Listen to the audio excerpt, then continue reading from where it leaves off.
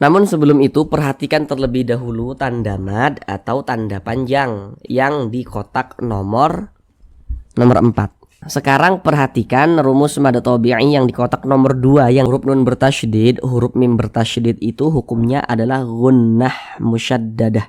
Di depannya atau setelahnya huruf lam lagi ini. Nah, kita lihat di samping. Huruf lam itu masih termasuk huruf syamsiyah.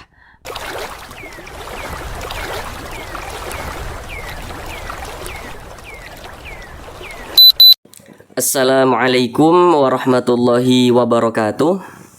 Apakah Bapak Ibu saudara semuanya masih terbata-bata dalam membaca Al-Quran, kemudian juga belum memahami ilmu tajwid? Mari belajar mengaji Al-Quran bersama kami. Akan kami jelaskan tajwidnya dengan pelan-pelan, sehingga dengan penjelasan tajwidnya yang pelan-pelan, maka insya Allah Bapak Ibu saudara semuanya langsung dapat dengan mudah memahami ilmu tajwid. Kemudian dengan kita memahami ilmu tajwid, maka bagi Bapak Ibu saudara semuanya yang masih belum lancar dalam membaca Al-Quran, insya Allah secepatnya bisa segera lancar. Namun sebelum itu kami doakan terlebih dahulu, semoga Bapak Ibu saudara semuanya senantiasa dalam keadaan sehat, dipermudah segala urusannya, dikabulkan segala hajatnya, dan senantiasa dilancarkan rezekinya oleh Allah Subhanahu wa ta'ala. Amin, amin ya rabbal alamin. Baiklah, langsung kita mulai belajar mengaji Al-Qur'annya. Kita kali ini akan belajar mengaji Al-Quran dengan penjelasan tajwidnya yang pelan-pelan, masih melanjutkan kembali pada surah Al-Baqarah ayat 221. Karena pada surah Al-Baqarah ayat 221 ini kita bagi menjadi beberapa bagian supaya durasi videonya itu tidak terlalu lama, karena di sini kami berusaha menjelaskannya itu dengan detail, kemudian dengan pelan-pelan, sehingga insya Allah akan sangat memudahkan saudara semuanya dalam memahami ilmu tajwid yang kami sampaikan nantinya. Kita belajarnya itu sedikit-sedikit saja, yang terpenting saudara semuanya langsung dapat memahami ilmu tajwid Al-Quran dengan mudah. Kemudian ketika kita sudah memahami ilmu tajwid, maka kita bisa menerapkannya pada surah apapun dan pada ayat apapun, begitu. Sekarang ini kita masuk kepada bagian yang ketiga daripada surah Al-Baqarah ayat 221 ini. Pada bagian yang ketiga ini kita akan belajar dari ulaika yad'u sampai biidnih. Jadi dari sini sampai sini. Sekarang akan kami bacakan terlebih dahulu dengan pelan-pelan. A'udzu billahi minasy syaithanir rajim.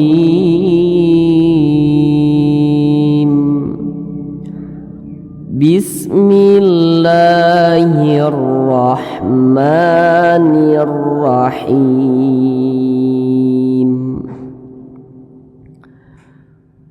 Ulaika yad'una ilan nar wallahu yad'u ilal jannati wal maghfirati bi'idnih. Sekarang kita bahas tajwidnya dengan pelan-pelan. Namun seperti biasa ada beberapa hal yang kami sampaikan di awal supaya nantinya lebih memudahkan Bapak Ibu saudara semuanya dalam memahami penjelasan tajwid yang kami sampaikan. Yang pertama, kalau nanti kami katakan huruf sebelumnya atau huruf di belakangnya, maka yang kami maksud itu adalah huruf yang berposisi sebelah kanan daripada suatu huruf yang arahnya itu ke sebelah kanan. Nah, kalau nanti kami katakan huruf setelahnya atau huruf di depannya, Maka yang kami maksud itu adalah huruf yang berposisi sebelah kiri daripada suatu huruf. Nah, yang di sebelah sini sebelumnya, atau untuk lebih mudah mengingatnya lagi di belakangnya begitu. Nah, di belakangnya kami buat sebelah kanan, di depannya yang kami buat sebelah kiri begitu. Baik, yang pertama di sini ula, la ini dibaca panjang. Ini namanya adalah mad wajib muttasil. Namun sebelum itu perhatikan terlebih dahulu tanda mad atau tanda panjang yang di kotak nomor 4. Kalau kita membaca Al-Quran apabila berjumpa dengan suatu huruf yang di atasnya memiliki tanda baca fathah berdiri, maka huruf yang di atasnya memiliki tanda baca fathah berdiri atau alif kecil, maka huruf tersebut dibaca panjang. Ini huruf lam nih. Huruf lam. Di atas huruf lam nih ada tanda baca fathah, tapi dia bentuknya itu berdiri. Tanda baca fathah atau harokat fathah itu bentuknya kan mereng seperti ini. Tapi kalau tanda baca fathah itu bentuknya berdiri seperti ini, berbentuk alif kecil seperti ini, maka huruf yang di atasnya memiliki tanda baca fathah berdiri, maka huruf tersebut dibaca panjang. Pada awalnya ini namanya mad tabi'i, kemudian mad tabi'inya nih berjumpa nih dengan huruf hamzah nih, tapi dalam satu kalimah atau dalam satu kata, maka namanya berubah menjadi mad wajib muttasil. Nah, dikasihlah tanda panjang seperti bendera ini. Nah. Mad wajib muttasil itu panjangnya 5 harokat, 4 hingga 5 harokat. Nah, boleh 4 harokat atau kira-kira 4 ketukan. 1, 2, 3, 4. Ulaika yad'u. Nah, ketukan itu hanya sarana saja untuk mempermudah kita dalam belajar. Kemudian ketukannya pun tergantung tempo bacaan kita. Ulaika yad'una ilan nar. Kemudian di sini ada huruf dal, ini dia sukun, huruf dal sukun. Ini huruf dal tanda sukun tuh seperti ini. Huruf sukun itu kadang disebut juga dengan huruf mati. Ya. Mungkin saudara ada yang pernah belajar ngaji Iqra dulunya atau alipan. Nah, mungkin ada guru ngajinya yang bilang ini huruf mati nih gitu. Huruf mati itu huruf sukun. Nah, huruf sukun atau huruf mati. Huruf dal ini dia sukun. Perhatikan di samping huruf qalqalah itu ada 5. Salah satunya huruf dal. Jadi huruf-huruf tersebut kalau dia sukun dipantulkan cara bacanya. Makanya da ini dipantulkan. Yad, yad, yad. Mantul seperti itu. Ini dinamakan dengan qalqalah sugoro, qalqalah kecil. Karena dia berada di tengah bacaan. Atau dapat kita pahami karena dia berada di tengah kalimah seperti itu. Yad, yad, yad'u, yad'u. Nah, begitu. Kemudian au dibaca panjang. Sekarang perhatikan rumus mad tabi'i yang di kotak nomor 2 yang di tengah itu. Kalau membaca Al-Quran berjumpa dengan huruf waw sukun, ini huruf waw nih. Tanda sukun tuh seperti ini, huruf sukun atau huruf mati. Sebelum waw sukun ada huruf yang memiliki tanda baca dhammah. Nah, ini huruf waw sukun. Nah, tadi sudah kami katakan kalau kami mengatakan huruf sebelumnya atau huruf di belakangnya, maka yang kami maksud huruf yang berposisi sebelah kanan. Ini huruf waw sukun.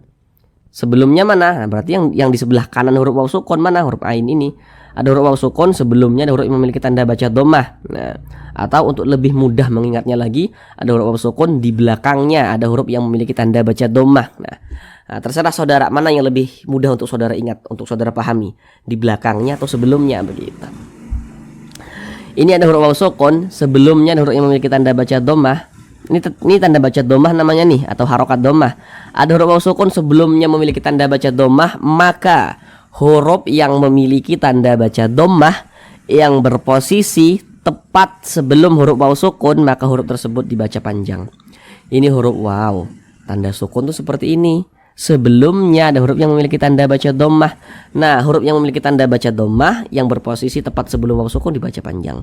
Jadi secara singkatnya rumus mad tabi'i yang di kotak nomor 2 itu setiap kita membaca Al-Quran berjumpa dengan huruf waw sukun, pasangannya adalah tanda baca dhammah, sehingga huruf sebelumnya itu dibaca panjang begitu.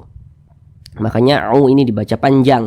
Ini namanya mad tabi'i. Mad tabi'i panjangnya 2 harokat. Nah, untuk lebih mempermudah kita dalam belajar, 2 harokat itu kira-kira temponya 2 ketukan. 1, 2. Yad'una ilan nar. Nah, kemudian ini nanti khawatir saudara bertanya-tanya, apakah u ini dibaca panjang? U ini tidak dibaca panjang. Jadi ini bukan huruf waw mad, bukan. Nah, jadi u ini dia tidak dibaca panjang, baca pendek, ula begitu. Ini bukan huruf waw mad. Kemudian di sini ilan nar, di sini ada huruf alif lam berjumpa dengan huruf nun. Setiap kita membaca Al-Qur'an, apabila berjumpa dengan huruf alif lam, kita perhatikanlah huruf setelahnya atau huruf di depannya. Ini huruf alif, ini huruf lam, letaknya jejer dia. Nah, maka dinamakan alif lam. Nah, kita perhatikan huruf setelah huruf lam itu huruf apa, atau huruf di depan huruf lamnya ini huruf apa. Nah, ini huruf alif, ini huruf lam. Nah, setelahnya huruf apa begitu, atau di depannya huruf apa. Nah, di depannya ini huruf nun. Nah, kita lihat di samping. Huruf nun itu termasuk salah satu huruf syamsiyah. Maka alif lam berjumpa dengan huruf nun, hukumnya adalah alif lam syamsiyah. Alif lam syamsiyah itu biasa disebut juga dengan idgham syamsiyah. Kenapa disebut juga idgham syamsiyah? Karena cara membaca huruf lamnya ini dia dibaca idgham. Nah, makanya huruf lamnya ini kan dia tidak dibaca nih, langsung masuk ke huruf yang di depannya nih, langsung masuk ke huruf yang setelahnya. Makanya dibaca ilan nar begitu, ilan nar. Nah, begitu. Kemudian di sini ada huruf nun bertasydid. Oh iya, bagi saudara semua yang masih kebingungan, yang masih terbata-bata dalam membaca huruf hijaiyah yang sukun, masih bingung nih dalam membaca huruf hijaiyah yang sukun atau huruf hijaiyah yang mati, kemudian masih bingung dalam membaca huruf hijaiyah yang bertasydid.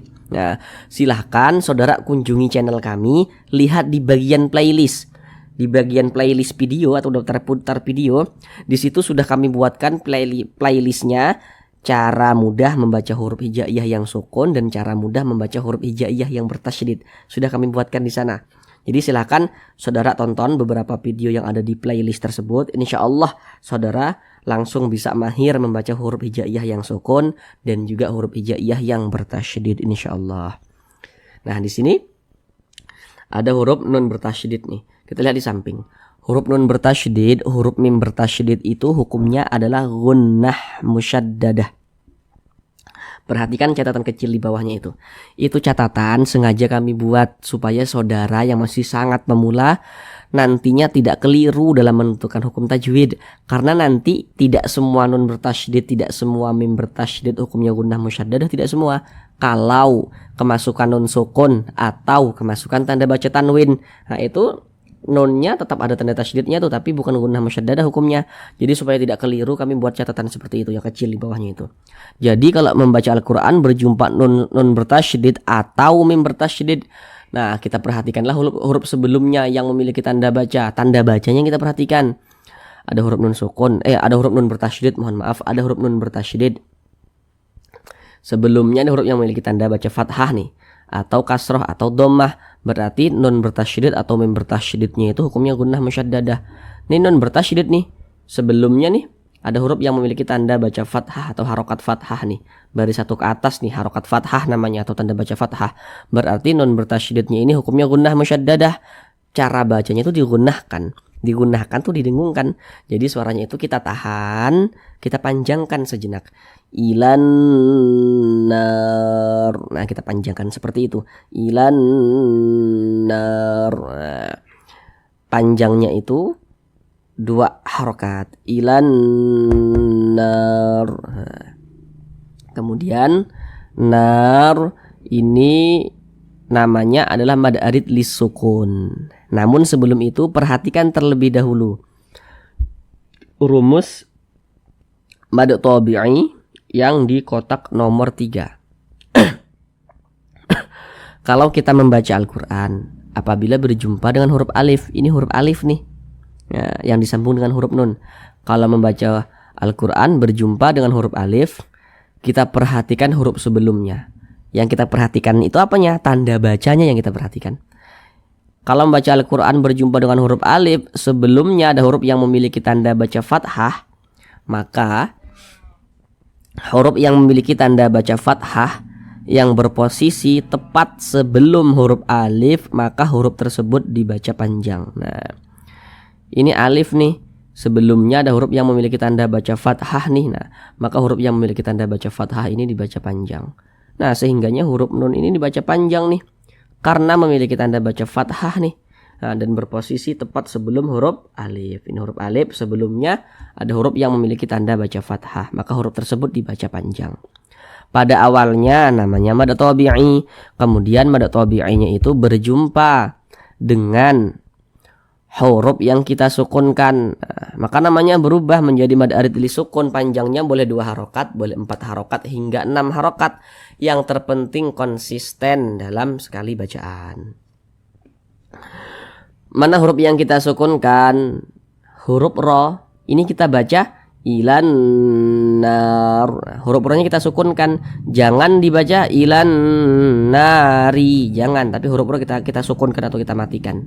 Kenapa huruf ro kita sukunkan atau kita matikan? Jadi kalau kita membaca Al-Quran, apabila kita itu berhenti atau berwakaf tepat di huruf yang tidak dibaca panjang, maka huruf tersebut harus kita sukunkan, harus kita matikan. Ini kita membaca Al-Quran, kita berhenti atau berwakaf tepat di huruf ro. Huruf ro kan tidak dibaca panjang nih, makanya huruf ro ini kita sukunkan. Sehingga kalau kita berhenti atau berwakaf tepat di huruf ro, kita baca ilan nar, begitu. Kemudian huruf ro ini kan dia sukun nih. Huruf ro ini kan disukunkan. Huruf ro kan disukunkan atau dimatikan, berarti dia menjadi sukun. Nah, kalau huruf ro sukun, kita perhatikan huruf sebelumnya. Ada huruf ro sukun, sebelumnya ada huruf yang memiliki tanda baca fathah, maka huruf ro sukunnya dibaca tabkhim. Ini huruf ro sukun, sebelumnya ada huruf yang memiliki tanda baca fathah, maka huruf ro sukunnya dibaca tabkhim. Nah, beda nanti kalau misalkan ada huruf ro sukun, kemudian sebelumnya ada huruf ya sukun, maka huruf ro-nya otomatis dibaca tipis. Nah, tapi kalau ada huruf ro sukun, sebelumnya sini ya, di belakangnya tidak ada huruf ya sukun ya, tapi ini huruf ro sukun, sebelumnya ada huruf yang memiliki tanda baca fathah nih, maka huruf ro sukunnya dibaca tabkhim, dibaca tebal. Sehingga ketika kita mengucapkannya itu, pangkal lisan kita itu naik terangkat ke atas, ro-nya itu kita tebalkan. Ilan nar, nah, ditebalkan huruf ro-nya. Kemudian di sini ada tanda wakaf, sod dengan lam nih, bentuknya huruf sod dengan huruf lam yang bermakna al-waslu aula. Jadi maksudnya itu diwasolkan lebih utama, diteruskan lebih utama. Jadi ini kalau menemukan tanda wakaf seperti ini, maknanya itu kita tidak berwakaf di tanda wakaf ini, tidak berwakaf atau tidak berhenti di sini, itu lebih utama.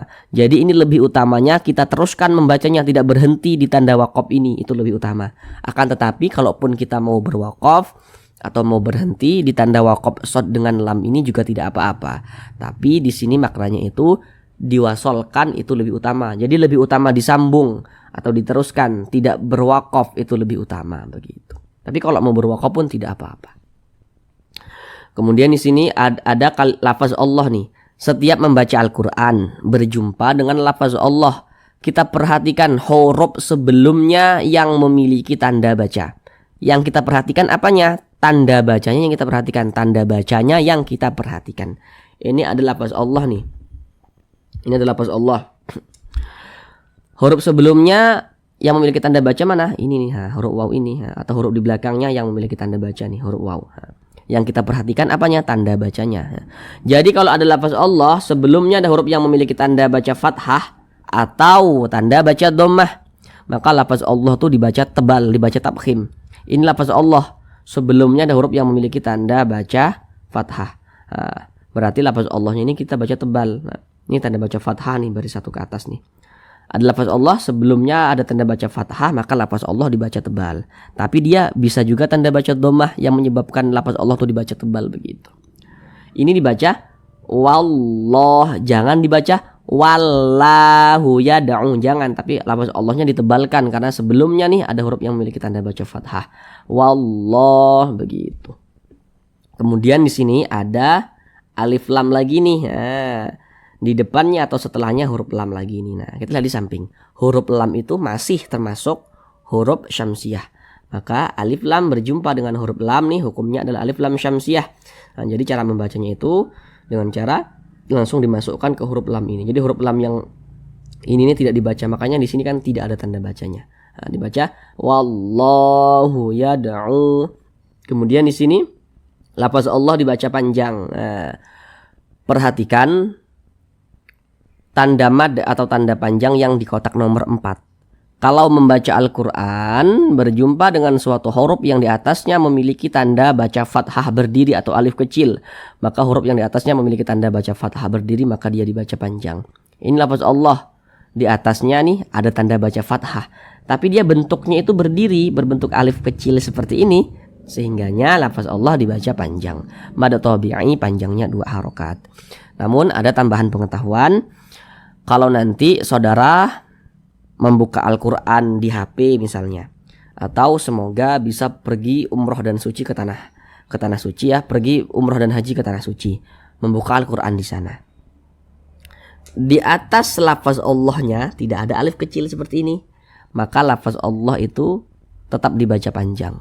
Karena biasanya di Al-Quran, penulisan Al-Quran Madinah atau biasa disebut Mushaf Madinah, itu biasanya di atas lafaz Allahnya itu tidak ada alif kecil seperti ini. Nah, di Al-Quran Mushaf Madinah, Al-Quran yang ditulis di Madinah ya, Al-Quran Mushaf Madinah itu biasanya di atas lafaz Allahnya nggak ada alif kecil seperti ini, tapi lafaz Allah harus tetap dibaca panjang. Nah, itu untuk tambahan pengetahuan saja.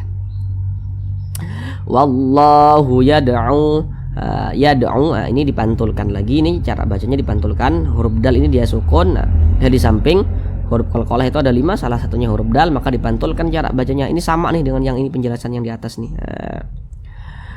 Ini termasuk kepada qalqalah kecil atau qalqalah sugro. Yad'u. Nah, kemudian u dibaca panjang. Ini namanya adalah mad jaiz munfasil. Perhatikan rumus mad tabi'i yang di kotak nomor 2 dulu. Kalau membaca Al-Quran berjumpa dengan huruf waw sukun, ini huruf waw, tanda sukun tuh seperti ini. Sebelum waw sukun ada huruf yang memiliki tanda baca dhammah, maka huruf yang memiliki tanda baca dhammah yang berposisi tepat sebelum waw sukun dia dibaca panjang. Pada awalnya namanya mad tabi'i, kemudian mad tabi'inya itu berjumpa nih dengan huruf hamzah, tapi dalam beda kalimat atau di lain kata, maka namanya berubah menjadi mad jaiz munfasil. Panjangnya boleh 4 harokat, boleh juga 5 harokat begitu. Mana huruf hamzahnya? Ini huruf hamzah. Jadi kalau ada huruf alif yang memiliki tanda baca, maka itu adalah huruf hamzah. Ini alif nih, ada tanda bacanya nih atau ada barisnya nih, maka itu adalah huruf hamzah. Jadi huruf hamzah itu bisa ditulis dalam bentuk seperti ini, bisa juga ditulis dalam bentuk seperti ini. Nah, yad'u mad jaiz munfasil, panjangnya 4 hingga 5 harokat.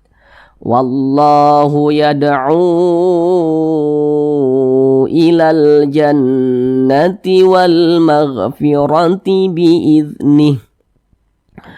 Kemudian di sini ada alif lam berjumpa dengan huruf jim. Nah, kita lihat di samping, huruf jim itu termasuk salah satu huruf qamariyah. Maka alif lam berjumpa dengan huruf jim, hukumnya adalah alif lam qamariyah.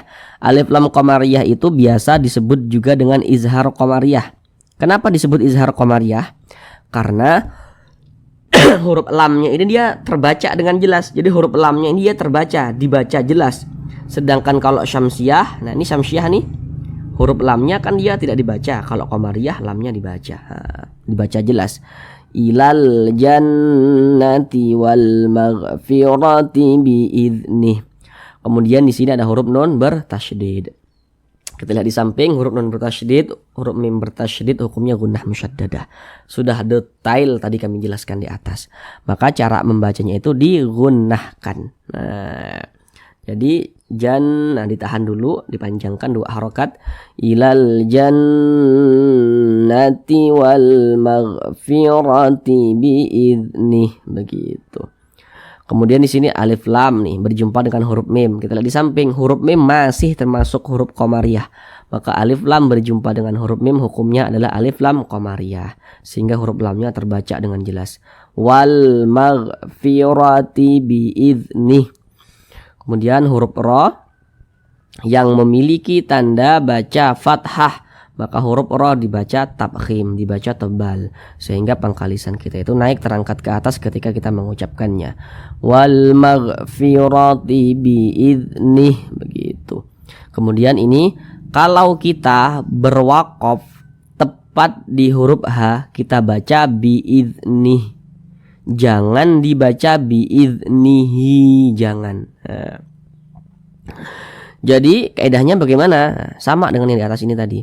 Kalau kita membaca Al-Quran, kemudian kita berwaqaf atau berhenti tepat di huruf yang tidak dibaca panjang, maka huruf tersebut harus kita sukunkan, harus kita matikan. Ini kita membaca Al-Quran, berhenti tepat di huruf H. Huruf H tidak dibaca panjang, makanya kita sukunkan atau kita matikan, sehingga dibaca biiznih, begitu. Pasti saudara ada yang bertanya-tanya dalam hati, loh kok huruf H tidak dibaca panjang? Kan ini ada tanda panjangnya nih, atau ada tanda madnya nih. Nah, ini kan tanda panjang nih. Nah, jadi ini namanya adalah mad silah qasirah. Jadi mad silah qasirah itu kalau diwaqafkan atau berhenti tepat di waqaf mad silah qasirahnya itu, maka tanda panjangnya tidak berlaku. Jadi mad silah qasirah itu apabila dia berwaqaf, maka tanda madnya itu dia tidak berlaku, gugur dia. Nah, kecuali kalau kita teruskan bacanya, kita tidak berhenti di huruf H, kita teruskan biiznihi dan seterusnya, maka mad silah qasirahnya ini berfungsi. Nah, dibaca panjang. Tapi kalau kita berwaqaf atau berhenti tepat di mad silah qasirah, maka mad silah qasirahnya tidak berfungsi, tidak dibaca panjang. Nah, kemudian di sini ada tanda waqaf jaiz. Kalau menemukan tanda waqaf jaiz seperti ini, kita boleh berwaqaf, boleh juga diwasolkan. Jadi maksudnya itu terserah kita. Mau diwakafkan juga tidak apa-apa, mau diwasolkan tidak berwakaf atau tidak berhenti juga tidak apa-apa, begitu. Kalau menemukan tanda wakaf jaiz ini. Nah, sekarang kita ulang bersama-sama sekali lagi. Ulaika yad'una ilan nar wallahu yad'u ilal jannati wal maghfirati biiznih. Baik, cukup sekian belajar mengaji kita pada kali ini. Supaya tidak sia-sia, tidak buang-buang waktu dengan apa yang telah kita pelajari, maka ketika kita sudah memahami suatu ilmu, kita terapkanlah dalam membaca Al-Qur'annya, kemudian istiqomahkan untuk senantiasa membuka Al-Qur'an dan membacanya.